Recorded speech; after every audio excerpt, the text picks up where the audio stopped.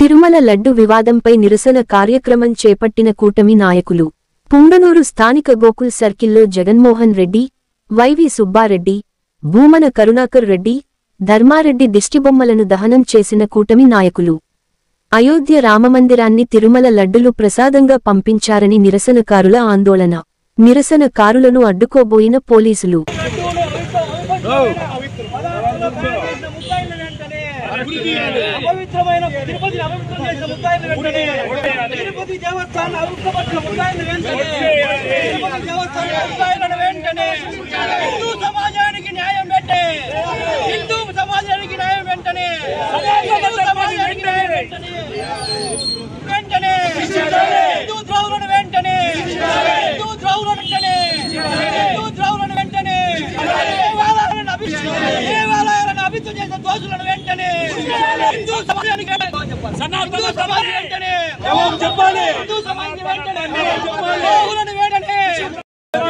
దేవస్థానాన్ని తిరుమల దేవస్థానాన్ని తిరుపతి తిరుమల దేవస్థానాన్ని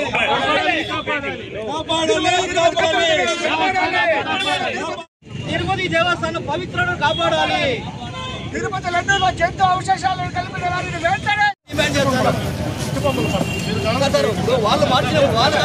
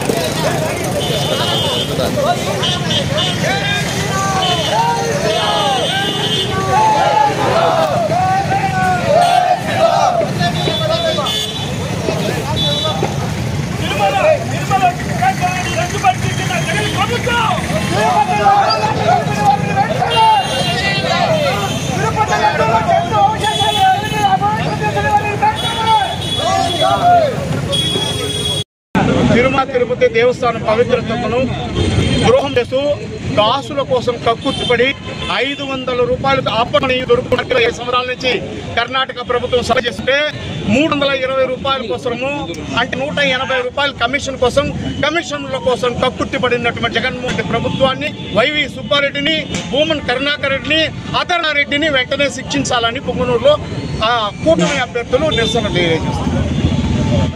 కూడా రామాలయానికి అయోధ్య రామాలయానికి పంపించినటువంటి ద్రోహిని శిక్షించాలని కోరుతున్నారు. వాళ్ళు ప్రఖ్యాతిగాంచినటువంటి లడ్డూ దాన్ని నిషేధిస్తూ కల్తీ నెయ్యి మారదు ఇవి చేస్తూ ఈ జగన్మోహన్ రెడ్డి వాళ్ళ రాజరెడ్డి గారు బ్రిటిష్ రాజ్యాంగానికి సేవ చేస్తూ ఇండియన్ ప్రజల భ్రష్టుపరిచి అన్యాయానికి గురి చేసినటువంటి వ్యక్తి జగన్మోహన్ రెడ్డి తాత రాజారెడ్డి గారు.